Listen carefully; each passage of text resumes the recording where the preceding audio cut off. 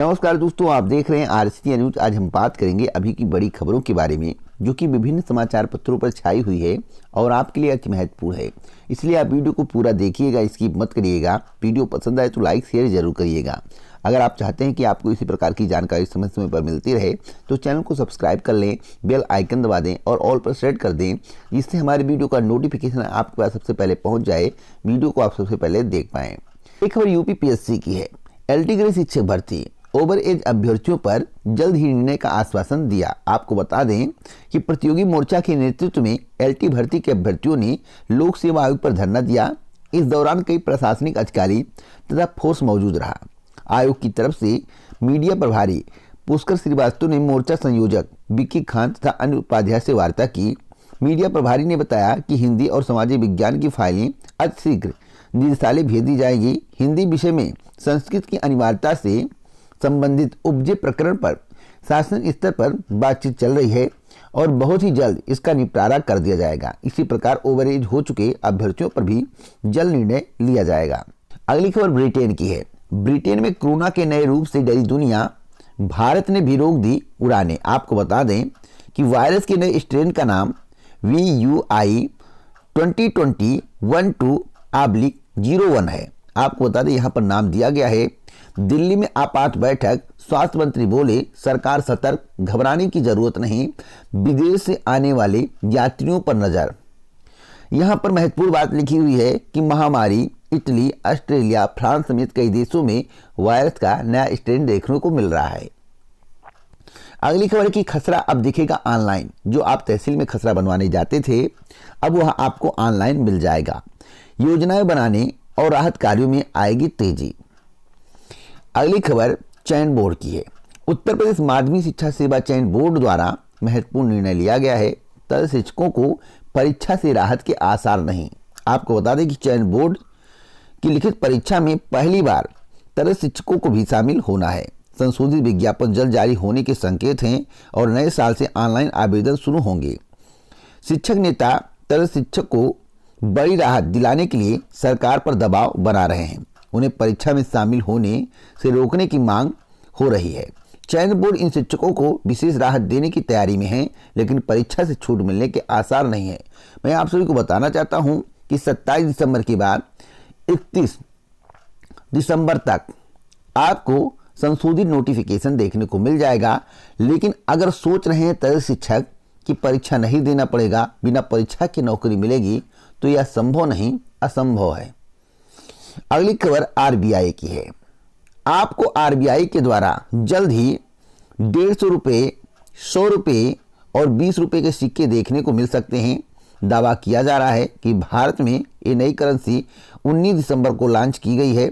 पड़ताल में दावा भ्रामक पाया गया। RBI ने हाल ही में कोई नई करेंसी जारी नहीं की है। पोस्ट में दिख रहे सिक्के कमेरेटिव काइंस के हैं। तो आपको बता दें कि इस तरह की खबरें वायरल होती रहती हैं। यह अद्भुत नज़ारा होगा अगर 150 रुपये के सिक्के, 100 रुपये के सिक्के और 20 रुपये के सिक्के आ जाते हैं। तो इस देश में यह पहला सिक्का होगा। आप मानकर चलिए कि जो नया सिक्का होगा वह अद्भुत सिक्का होगा। अगली खबर अंतर जिला तबादले को लेकर है। BSc कल करेंगे डाटा लॉक। आपको बता दें कि बेसिक शिक्षा परिषद के प्राथमिक व उच्च प्राथमिक स्कूल शिक्षकों के अंतर जिला तबादले की प्रक्रिया पूरी हो गई है। बड़ी संख्या में शिक्षकों के आवेदन निरस्त होने की सूचना है। हालांकि परिषद इसका अधिकृत डाटा उपलब्ध नहीं करा सका। कहा जा रहा है कि डाटा लॉक होने के बाद ही तस्वीर साफ होगी। बेसिक शिक्षा अधिकारी 26 दिसंबर को ऑनलाइन डाटा लॉक करेंगे। इसके बाद 30 दिसंबर को सूची का वेबसाइट पर प्रकाशन होगा। अगली खबर है कि आज आधी रात से भंग हो जाएगी पंचायती, सहायक विकास अधिकारी होंगे प्रशासक। आपको मालूम होगा कि पंचायत चुनाव होने वाला है। सारी प्रक्रियाएं चल रही हैं। पंचायत चुनाव मार्च 2021 में कराने की तैयारी है। जो ग्राम निधि के खाते हैं उन पर रोक लग जाएगी। प्रधान उससे पैसा नहीं निकाल पाएंगे। आज रात 12 बजे। अगली खबर है कि हाई सिक्योरिटी नंबर प्लेट और स्टिकर पर दहशत न पैदा करे सरकार, ऐसा हाई कोर्ट का कहना है। देखिए, सरकार के द्वारा नई नई प्लानिंग की जाती है। लोगों को डराने का प्रयास किया जाता है, तो हाई कोर्ट ने कहा है कि हाई सिक्योरिटी नंबर प्लेट और स्टिकर पर दहशत न पैदा करे सरकार। कोर्ट ने कहा कि महामारी के दौरान विज्ञापन देना अनुचित, लोगों को मिले पर्याप्त समय। तो बहुत ही अच्छी बात कोर्ट ने कही है और कोर्ट के द्वारा जो बातें कही गई हैं उसका मैं स्वागत करता हूं। बहुत ही बेहतरीन ढंग से सरकार को जवाब दिया गया है। अगली खबर दिल्ली विश्वविद्यालय की है। दिल्ली विश्वविद्यालय में सीटें खाली, अब तक तीसरी स्पेशल कट ऑफ। आपको बता दें कि दिल्ली विश्वविद्यालय में शैक्षणिक सत्र 2020-21 में अक्टूबर से शुरू हुई दाखिला प्रक्रिया अंतिम चरण में आ गई है, लेकिन अभी तक कॉलेज में सीटें नहीं भर पा रही हैं। सामान्य से लेकर आरक्षित वर्गों की सीटें खाली हैं। इन्हें भरने के लिए अब DU तीसरी स्पेशल कट ऑफ जारी करेगा। तो बहुत ही गुड न्यूज है। NC वेब की 8वीं कट ऑफ जारी कर दी गई है। आप सभी कट ऑफ को देख सकते हैं। अगली खबर है कि रोजगार लेने नहीं देने वाले बनो। ऐसा दिल्ली प्रौद्योगिकी विश्वविद्यालय के दीक्षा समारोह में बोले मनीष सिसोदिया, जो कि दिल्ली के उप मुख्यमंत्री हैं। आपको बता दें, अगर सभी रोजगार देने लगेंगे तो लेने वाला कौन होगा? या तो सभी पे लागू होता है, जो आप बात कर रहे हैं वह सभी अपनाने का प्रयास करेंगे तो सब यही सोचेंगे कि हम रोजगार लेंगे नहीं देंगे तो आखिरकार रोजगार कौन करेगा। मैं सभी राज्य के मुख्यमंत्री से कहना चाहता हूं, देश के प्रधानमंत्री से कहना चाहता हूं कि देश में इतनी वैकेंसियां खाली हैं सरकारी नौकरी की, एक बार उस पर भी बात कर दिया करो। केवल आप रोजगार की बात करते हो, आत्मनिर्भर बनो, लेने वाले नहीं देने वाले बनो, वगैरह वगैरह। तो इस तरह की बातें अब प्रतियोगी छात्रों को, युवाओं को पसंद नहीं आ रही। ये पुरानी बातें हो गई हैं। अब कुछ नया सोचिए और नया प्लानिंग करिए। और जो आम आदमी पार्टी उत्तर प्रदेश में चुनाव लड़कर जीतने का प्रयास कर रही है, मीठी मीठी बातें कर रही हैं, यह सफल नहीं हो सकती। आप जब तक सरकारी नौकरी की बात नहीं करोगे, जो वैकेंसियां खाली हैं उसकी बात नहीं करोगे, आपका उत्तर प्रदेश में जीत पाना संभव नहीं, असंभव है। अगली खबर कि सीरम इंस्टीट्यूट के बनाए निमोनिया टीके को लॉन्च करेंगे स्वास्थ्य मंत्री। देश में टीके का सबसे बड़े उत्पादक पुणे स्थित सीरम इंस्टीट्यूट ऑफ इंडिया ने निमोनिया की पहला स्वदेशी टीका तैयार कर लिया है।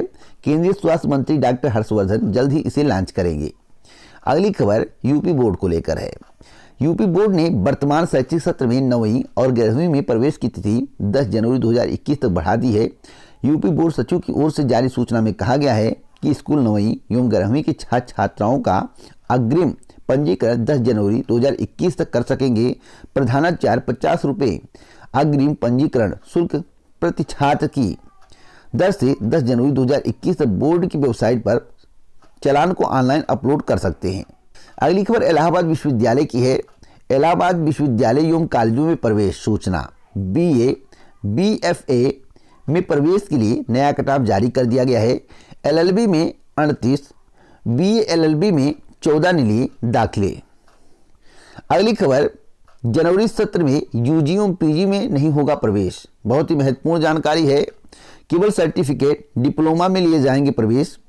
मुक्त विश्वविद्यालय की विद्या परिषद एवं कार्य परिषद का निर्णय। अगली खबर GDP को लेकर है। GDP दबाव से बाहर, तीसरी तिमाही में बढ़ेगी विकास दर। तो देखना होगा कि तीसरी तिमाही में क्या होता है। आप देखिएगा जैसे ही 2022 का चुनाव आएगा, आप इसको नोट कर लीजिए, GDP दर बढ़ जाएगी।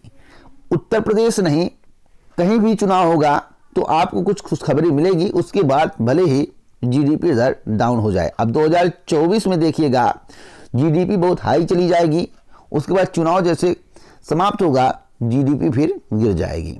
अगली खबर की नए साल में 9,000 नौकरियों की सौगात देंगी E&Y। आपको बता दें, बहुत ही महत्वपूर्ण जानकारी है कि वैश्विक पेशेवर company Ernst and Young E&Y services 2021 में भारत में 9,000 नई भर्तियां करेगी। यह नियुक्तियां उसकी सदस्य कंपनियों में विभिन्न प्रौद्योगिकी भूमिकाओं में होंगी।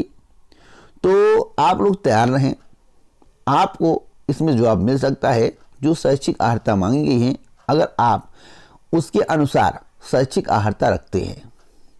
अगली खबर PCA 2019 को लेकर है। PCA 2019 का इंटरव्यू अब 26 जनवरी के बाद, जैसा कि मेरे द्वारा आपको बताया गया था कि जनवरी के अंतिम सप्ताह में इंटरव्यू स्टार्ट होगा। फरवरी के द्वितीय सप्ताह तक इंटरव्यू चलेगा। सिविल सेवा मुख्य परीक्षा के कारण यूपीपीएससी के द्वारा जो निर्णय लिया गया है, इससे यूपीपीसीएस 2020 के कैंडिडेटों को बड़ा नुकसान होने वाला है। जो उम्मीद जगाई जा रही थी कि अभ्यर्थियों को राहत मिलेगी, चयन के अवसर बढ़ेंगे, ऐसा कुछ भी नहीं दिख रहा है। पीसीएस मेंस 2020 के अभ्यर्थियों के लिए नहीं बढ़ सके चयन के अवसर। तो आखिरकार उत्तर प्रदेश लोक सेवा आयोग द्वारा जो कहा गया था वैसा क्यों नहीं किया गया? इससे अभ्यर्थियों को बहुत बड़ा झटका लगा है। अब देखना होगा कि उत्तर प्रदेश लोक सेवा आयोग द्वारा पीसीएस 2019 का फाइनल परिणाम कब तक जारी किया जाता है। जो मुझे जानकारी मिली है कि 10 मार्च तक फाइनल परिणाम किसी भी हाल में जारी कर दिया जाएगा। अगली खबर है कि महज 29% अभ्यर्थी हुए शामिल। एसएससी स्टेनोग्राफर परीक्षा को लेकर यह बड़ी खबर है। यूपी बिहार के 15 जिलों में हुई परीक्षा। कर्मचारी चयन आयोग की ओर से आयोजित stenographer grade C and D परीक्षा 2019 में अभ्यर्थियों की उपस्थिति महज 29.15% रही। एसएससी मध्य क्षेत्र के तहत यह परीक्षा उत्तर प्रदेश और बिहार के 15 जिलों में आयोजित की गई थी। आपको बता दें कि एसएससी मध्य क्षेत्र के तहत उत्तर प्रदेश और बिहार में स्टेनोग्राफर ग्रेड सी एवं डी परीक्षा के लिए 1,45,896 अभ्यर्थी पंजीकृत थे। इनमें से केवल 42,533 अभ्यर्थी परीक्षा में शामिल हुए। तो बहुत दुखदायी घड़ी है। अब अभ्यर्थी परीक्षा में शामिल क्यों नहीं हो रहे हैं, क्या कारण है, इसके संबंध में आप लोग कमेंट बॉक्स में अपनी राय दें। एमटीएस अभ्यर्थियों के लिए बड़ी खबर है। एमटीएस अभ्यर्थियों का अभिलेख सत्यापन 4 जनवरी 2021 से स्टार्ट होगा, 22 जनवरी 2021 तक किया जाएगा। अगली खबर 1.5 लाख रोजगार को लेकर है। जो रोजगार की बात की जा रही है या पटल पर दिखाई दे तो बहुत अच्छी बात है। 3 डाटा सेंटर पार्क और 10 इकाइयों की स्थापना कर देंगे। 1.5 लाख को रोजगार, देखिए दे देंगे यहाँ पर होना था लेकिन कर देंगे लिखा हुआ है। तो आपको बता दें कि मुख्यमंत्री की यह बहुत अच्छी पहल है। अगर यह पटल पर दिखाई दे, फिलहाल वर्तमान सरकार के द्वारा जो भी कहा जाता है वैसा होता बहुत कम है। आपको मालूम होगा क्योंकि नई भर्तियों की अगर बात करें, उत्तर प्रदेश अधीनस्थ सेवा चयन आयोग की बात करें या अन्य चयन बोर्डों की बात करें तो उसकी क्या स्थिति आपसे छुपी नहीं है। प्रदेश की डाटा सेंटर पॉलिसी का मसौदा तैयार, कैबिनेट की अनुमति लेने की कार्रवाई शुरू। अब जैसे ही कैबिनेट की अनुमति मिलेगी 1.5 लाख को रोजगार मिलेगा।